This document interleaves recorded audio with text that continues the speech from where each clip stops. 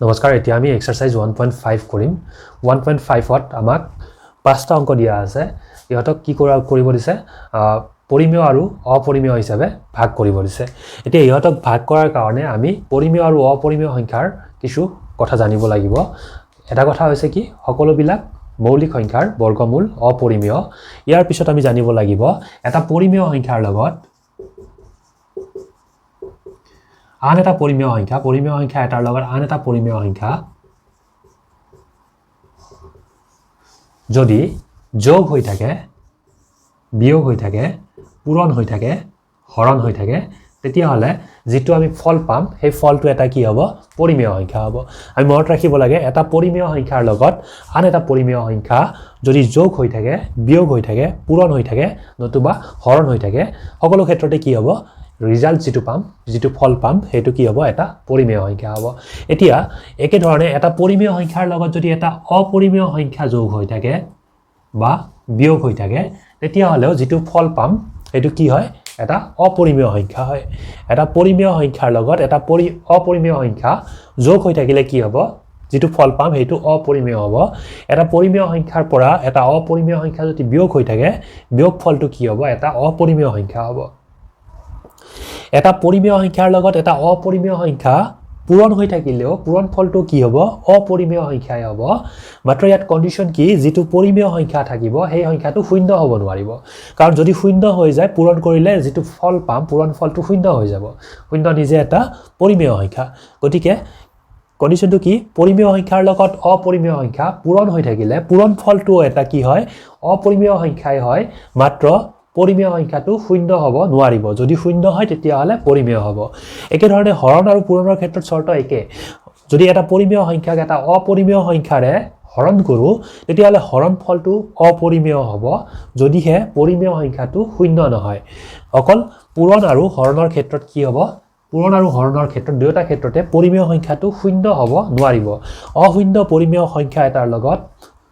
অপৰিমেয় সংখ্যা এটা হৰণ বা পূৰণ হৈ থাকিলে এটো কি হ'ব যেটো ফল পাম এটো অপৰিমেয় হ'ব আৰু যোগ আৰু বিয়োগৰ ক্ষেত্ৰত যি কোনো পৰিমেয় সংখ্যা হ'ব পাৰে শূন্য হ'ব পাৰে অপৰিমেয় সংখ্যা আৰু অপৰিমেয় সংখ্যা যোগ আৰু বিয়োগ হৈ থাকিলে সদায় কি হ'ব ই অপৰিমেয় হ'ব গতিকে এইখিনিৰ পৰা আমি এটা কথা বুজি পাও পৰিমেয়ৰ লগত যদি অপৰিমেয় কিবা এটা প্ৰক্ৰিয়াৰ দ্বাৰা জড়িত হয় তেতিয়া হলে যেটো ফল পাও হেতু অপৰিমেয় হয় কন্ডিশন কি হৰণ আৰু পূৰণৰ ক্ষেত্ৰত পৰিমেয় সংখ্যাটো 0 হ'ব নোৱাৰিব নেক্সট পৰিমেয় সংখ্যাৰ লগত অলপ আগত পাইছিলো পৰিমেয় সংখ্যাৰ লগত বেলেগ এটা পৰিমেয় সংখ্যা যোগ বিয়োগ পূৰণ হৰণ যি হৈ থাকিলেও কি হ'ব যেটো ফল পাম হেতু পৰিমেয় সংখ্যাই হ'ব এইখিনি জানিলে আমি এই গতিকেইটা ভাগ কৰিব পাৰিম আমাক 1 ত দিয়া আছে 2 √5 2 হৈছে পৰিমেয় সংখ্যা 5 হৈছে অপৰিমেয় সংখ্যা বিয়োগ হৈ থাকিলে যেটো বিয়োগ ফল হ'ব হেতু বিয়োগ ফলটো হ'ব এটা অপৰিমেয় সংখ্যা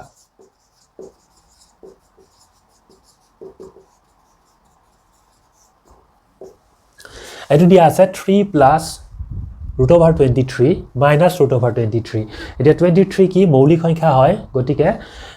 এটো অপৰিমেয় সংখ্যা এটো অপৰিমেয় সংখ্যা কিন্তু যদি আমি এটা স্টেপ কৰি চাও 3 √23 √23 এতিয়া এই 23 √23 কেনসেল হৈ যায় কাৰণ এটাৰ আগত আছে প্লাস এটাৰ আগত আছে মাইনাস যেটো ফল পাও হেতু হৈ যায় 3 ইয়াত যদি আমি চাব যাও অপৰিমেয় সংখ্যা নাই অকল পৰিমেয় সংখ্যাই আছে 3 এটা পৰিমেয় সংখ্যা গতিকে ইয়াৰ आंसर হ'ব পৰিমেয় সংখ্যা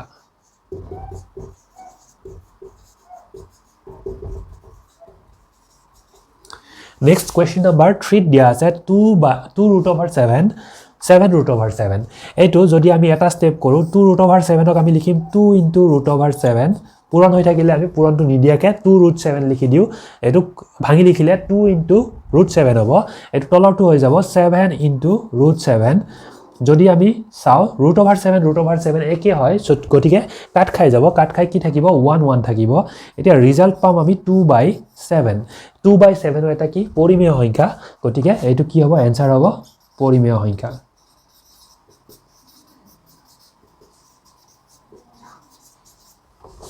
নেক্সট দিয়া আছে 1/√2 এতিয়া একক হৰণ হৈ আছে √2 ৰে 2 হৈছে এটা মৌলিক সংখ্যা গতিকে √2 কি আছিল √2 হ'ব আমাৰ অপৰিমেয় সংখ্যা এতিয়া এটা পৰিমেয় সংখ্যাক এটা অপৰিমেয় সংখ্যাৰ যদি হৰণ কৰা যায় হৰণ ফলটো কি হয় সদায় অপৰিমেয় হয় কন্ডিশন কি যেটো সংখ্যাক হৰণ কৰিম হেতু শূন্য হ'ব নোৱাৰিব ইয়াত 1 আছে গতিকে এটো কি হ'ব এটো হ'ব এটা অপৰিমেয় সংখ্যা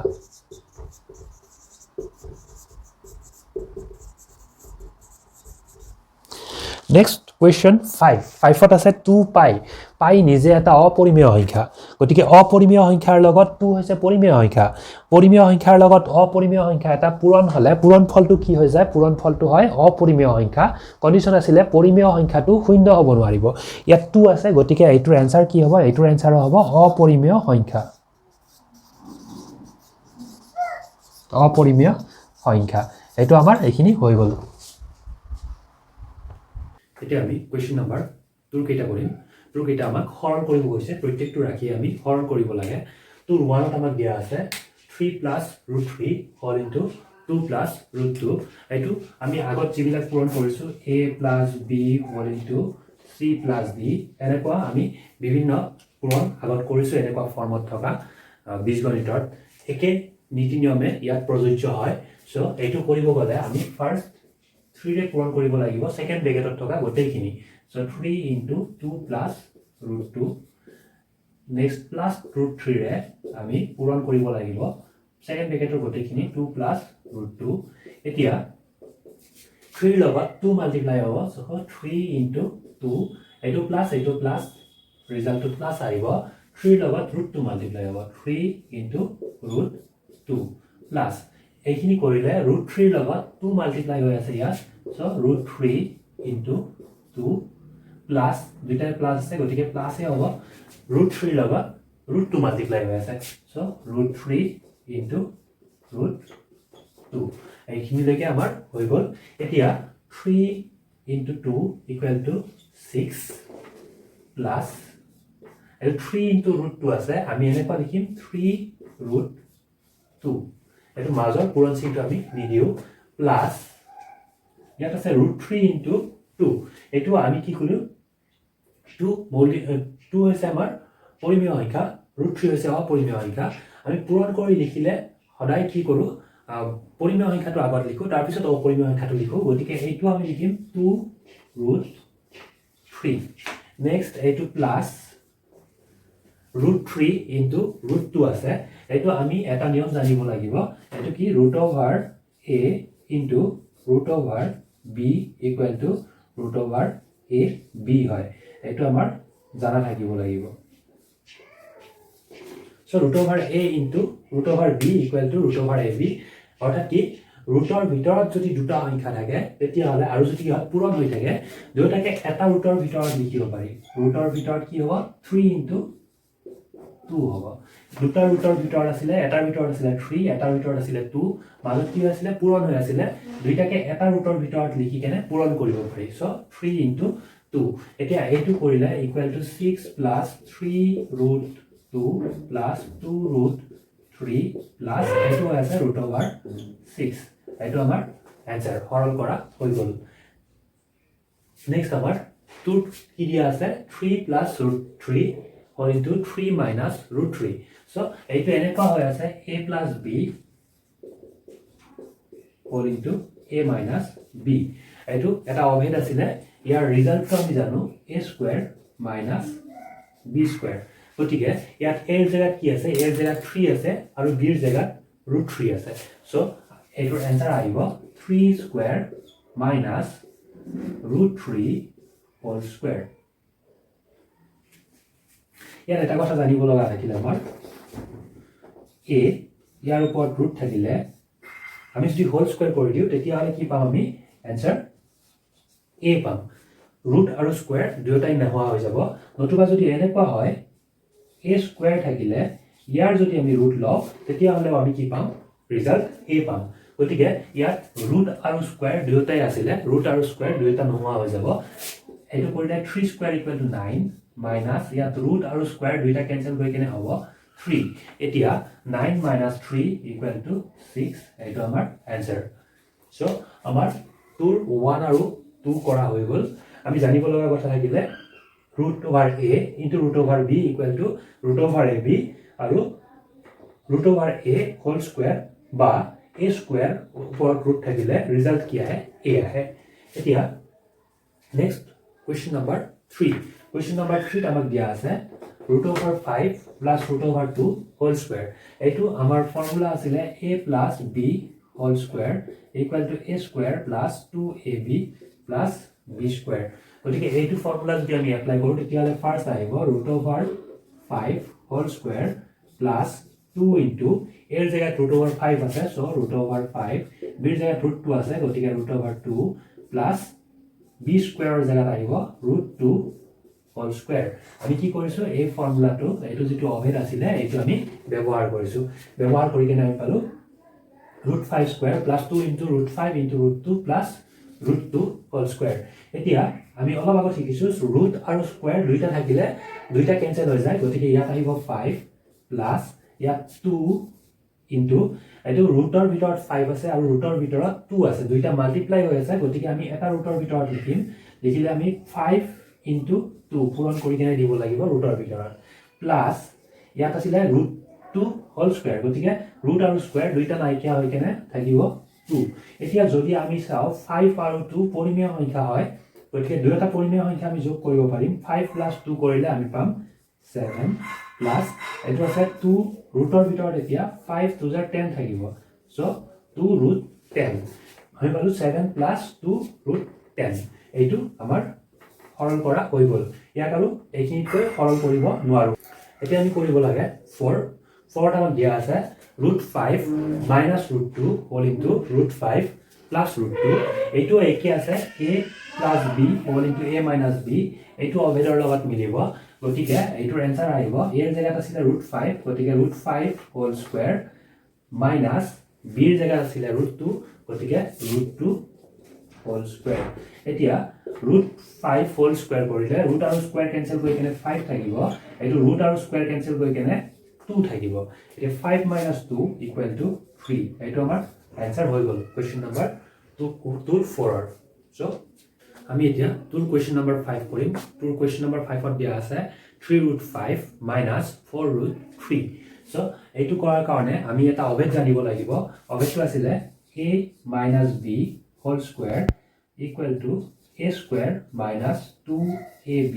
plus b square এইটো অভেদ আমি জানিব লাগিব এইটো অভেদ আমি জানিলে ইয়াত প্ৰয়োগ কৰিব পাৰিম আমি কেনেকৈ প্ৰয়োগ কৰিম ইয়াত a এৰ জায়গাত 3 root 5 আছে আৰু b এৰ জায়গাত 4 root 3 আছে গতিকে এইটো হৈ আছে আমাৰ a square এর জায়গাত 3 root 5 whole square আহিব minus 2 into a এর জায়গাত আছে 3 root 5 into b এর জায়গাত আছে 4 root 3 plus b square এর জায়গাত আহিব 4 root 3 whole square এতিয়া ইয়াক আমি সিম্পলিফাই কৰিব লাগে এইটো হৈ যায় 3 into root over 5 whole square minus 2 into এইটো 3 into root over 5 হ'ব into এইটো হৈ আছে আমাৰ 4 root 3 to হ'ব 4 into root over 3 next আমি কৰিব লাগে plus 4 root 3 এইটো 4 into root 3 whole square so এইটো আমি পাই গলো এতিয়া next step কৰিলে এইটো স্কয়াৰ টু কি আছিল এনেকুৱা এটা ফৰ্মুলা আছিল a b whole to the power m equal to a to the power m into b to the power m এইটো এটা অভেদ আছিল এইটো জানিলে আমি ইয়াত এপ্লাই কৰিব পাৰিম এইটো কি হ'ব 3 square into root over 5 whole square এইটো a b whole to the power m হলে m to a ৰ ওপৰটো আহি যায় আৰু b ৰ ওপৰটো আহি যায় ইয়াত whole to the power 2 আছিল 2 to এতিয়া 3 ৰ ওপৰটো আহিব আৰু root 5 ৰ ওপৰটো আহিব সো আমি পালো 3 square into root over 5 whole square next minus এতিয়া ইয়াত থকা পৰিমেয় সংখ্যা কেইটা আগত লিখিম আৰু অপৰিমেয় সংখ্যা কেইটা আমি পিছত লিখিলে আমি কি পাম ইয়াত 2 আছিল into ইয়াত 3 আছে next ইয়াত 4 আছে এতিয়া অপৰিমেয় সংখ্যা কোনখিনি আছে ইয়াত root over 5 আছে আৰু root over 3 আছে এটো হেকৰ ফালে একেলগে লিখো root over 5 into root over 3 plus এটো 4 into root 3 আছিল ওপৰ স্কয়াৰ আছে গতিকে হ'ব 4 square into root 3 whole square এতিয়া next stepত আমি কৰিম 3 square equal to 9 into root আৰু square দুইটা আছে গতিকে ক্যান্সেল হৈ গৈ কেনে কি থাকিব 5 থাকিব মাইনাস এইটো 2 into 3 into 4 কৰিব লাগে সো 2 3 are 6 6 4 are 24 into এতিয়া ৰুটৰ ভিতৰত কি আছে 5 আৰু 3 আছে দুটা আমি এটা ৰুটৰ ভিতৰত লৈ কেনে মাল্টিপ্লাই কৰি দিব পাৰিম ইয়াত কি আছিল 5 আছিল ইয়াত আছিল 3 সো দুটা ৰুট গুছাই এটা ৰুট দিম আৰু ভিতৰত 5 into 3 আমি মাল্টিপ্লাই কৰিম সো এইখিনি আমাৰ সিম্পলিফাই কৰা হৈ গল নেক্সট আছিল এইটো প্লাস 4 স্কয়াৰ মানে হৈ আছে আমাৰ 16 into root 3 whole square eto root aru square duita cancel koi ken thakibo 3 so 9 into 5 no 5 guna 45 hoy so 45 minus 24 into root of bitorat 5 3s are ami pam 15 plus eto 16 into 3 16 3s are 48 so eto 48 এতিয়া 45 আৰু 48 দুটা পৰিমেয় সংখ্যা হয় দুটা আমি যোগ কৰি একেলগে লিখিব পাৰিম সো 45 plus 48 প্লাস কৰিলে হ'ব 93 45 plus 48 প্লাস কৰি আমি পালো 93 minus 24 এতিয়া 24 এটা পৰিমেয় সংখ্যা আৰু √15 এটো আমি যদি ভাগ কৰি চাও তেতিয়া হলে অপৰিমেয় পাই যাম সো এইটো আমি পূৰণ চিহ্ন নিদিয়াকে লিখিম √15 এতিয়া এইটো আমাৰ সৰল ৰূপ হৈ গল ইয়াক আৰু ইয়াক কৈ সৰল কৰিব আমি নোৱাৰো সো আমাৰ টুৰ কোৱেশ্চন নম্বৰ 5 হৈ গল এতিয়া আমি টুৰ 6 কৰিম টুৰ 6 ত দিয়া আছে √7 minus 6 all into √3 minus √7 এই পূৰণ ফলটো আমি ওলাব লাগে সৰল কৰি কেনে সো এইটো কৰিলে আমি √7 এৰে আবাৰ সেকেন্ড ব্ৰ্যাকেটৰ গোটেইখিনি পূৰণ কৰিব লাগিব √3 minus √7 তাৰ পিছত -6 আছিল -6 এৰে সেকেন্ড ব্ৰ্যাকেটৰ গোটেইখিনি পূৰণ কৰিব লাগিব √3 minus √7 এটো কৰিলে আমি নেক্সট স্টেপত √7 এৰে ব্ৰ্যাকেটৰ ভিতৰত থকা দুটা পদক মাল্টিপ্লাই কৰিব লাগিব সো √7 into √3 দুইটা প্লাস হয় গতিকে ইয়াতো প্লাস হৈছে এতিয়া √7 প্লাস এইটো √7 ৰ আগত মাইনাস আছে গতিকে প্লাস মাইনাস পূৰণ কৰিলে আমি মাইনাস পাম হ'ব কি √7 into এইটো আছে √7 নেক্সট -6 এৰে ব্ৰ্যাকেটৰ ভিতৰত থকা গোটেইখিনি আমি মাল্টিপ্লাই কৰিব লাগে সো মাইনাস প্লাস √3 আগত প্লাস আছে সো মাইনাস প্লাস মাল্টিপ্লাই কৰিলে আমি ৰিজাল্ট পাম মাইনাস এতিয়া 6 into √3 এতিয়া 6 ৰ আগতো মাইনাস আছিল আৰু √7 ৰ আগতো কি আছে মাইনাস আছে গতিকে এইটো কৰিলে মাইনাস মাইনাস পূৰণ কৰিলে প্লাস হৈ যায় আমি নাম্বাৰ কিমান পাম 6 into √7 সো আমাৰ সৰল কৰা হৈছে এতিয়া এইখিনি আমি মানবিলাক ওলাই কেনে লিখিলে হৈ যাব সো এইটো √7 into √3 আমি জানিছিলো কি √a into √b equal to √a b এইটো আমাৰ জানিব লগা কথা আছিল সো √7 into √3 আছে আমি কি কৰিম √7 into 3 কৰিম প্লাস সৰি মাইনাস এটো √7 into √7 দুটা পূৰণ হৈ আছে গতিকে √7 হোল স্কয়াৰ আমি লিখিব পাৰো নেক্সট -6 into √3 আছে এইটো মাজৰ পূৰণ চিহ্নটো গুচাই দিলে -6 লিখিব পাৰো নেক্সট 6 into √7 আছে এইটো মাজৰ পূৰণ চিহ্নটো গুচাই দিলে আমি লিখিব পাৰো 6 সো এতিয়া এইটো যদি আমি কৰো 7 into 3 √7 3 are 21 মাইনাস এইটো 7 ৰ ওপৰত ৰুট আছে আৰু স্কয়াৰ আছে গতিকে দুইটা কেনসেল হৈ কেনে 7 থাকিব অকল নেক্সট আছে ইয়াত -6 plus 6 এতিয়া এইটো পাইছো √21 এটো পাইছো -7 এইটো পাইছো -6 এটো পাইছো +6 এতিয়া ৰুটৰ ভিতৰত থকা সংখ্যা বিলাক গোটেই বিলাকে বেলেগ বেলেগ এইটো পাইছো 21 এইটো পাইছো 3 এইটো পাইছো 7 সো 21 যদি আমি আকৌ ফেক্টৰাইজ কৰো তেতিয়া 7 into 3 হয় গতিকে ইয়াক আৰু ইয়াককে আমি সৰল কৰিব নোৱাৰো ইয়াৰ সৰল ৰূপ এইটোৱে হয় নেক্সট 7 ইয়াত আছে 2 plus √6 all into 4 plus √6 ইয়াক আমি সৰল কৰিব লাগে সো এইটো আমি কৰিম √6 plus 2 all into √6 plus 4 এনেকুৱা দুটা যদি আমি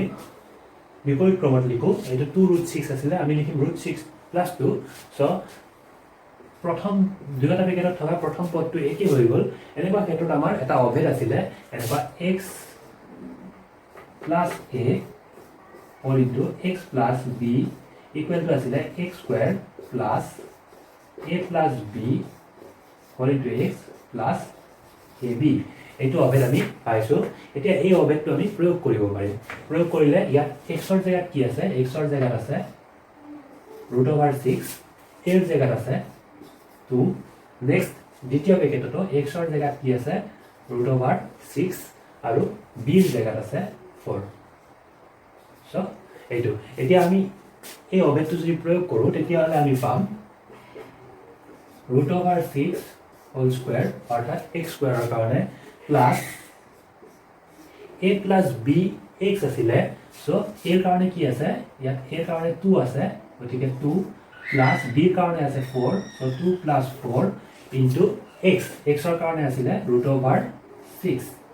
next plus a b a ৰ জায়গাত আছিলে 2 গতিকে 2 into b ৰ জায়গাত আছিলে 4 গতিকে 4 এটো যদি আমি কৰো তেতিয়া হলে আমাৰ সহজতে হৈ যাব এতিয়া ৰুট আৰু স্কয়াৰ দুটা আছে 6 √2 হোল স্কয়াৰ অৰ্থাৎ 6 ৰ ওপৰত ৰুট আৰু স্কয়াৰ দুটা আছে দুটা কেনসেল হৈ কেনে থাকিব 6 প্লাস 2 plus 4 equal to 6 এটো ব্ৰেকেটৰ ভিতৰত আমি পালো 6 ইয়াৰ লগত কি পূৰণ হৈ আছে √6 পূৰণ হৈ আছে সো এটো 2 plus 4 equal to 6 so 6 into √6 plus 2 into 4 equal to 8 এতিয়া 6 ৰ লগত আমি 8 প্লাস কৰিব পাৰো 6 plus 8 কৰিলে আমি পাই আছো 14 plus এটো 6 √6 আছিল মাজৰ পূৰণ চিনটো উঠাই কেনে লিখিম হ'ব 6 √6 6 into √6 আছিল আমি পূৰণ চিনটো উঠাই কেনে লিখিম 6 √6 সো এইটো আমাৰ সৰল কৰা ৰূপ হৈ গ'ল ইয়াতকে আমি আৰু সৰল কৰিব নোৱাৰো সৰল ৰূপত পাব নোৱাৰো এইটো আমাৰ সকলোতকৈ সৰল ৰূপ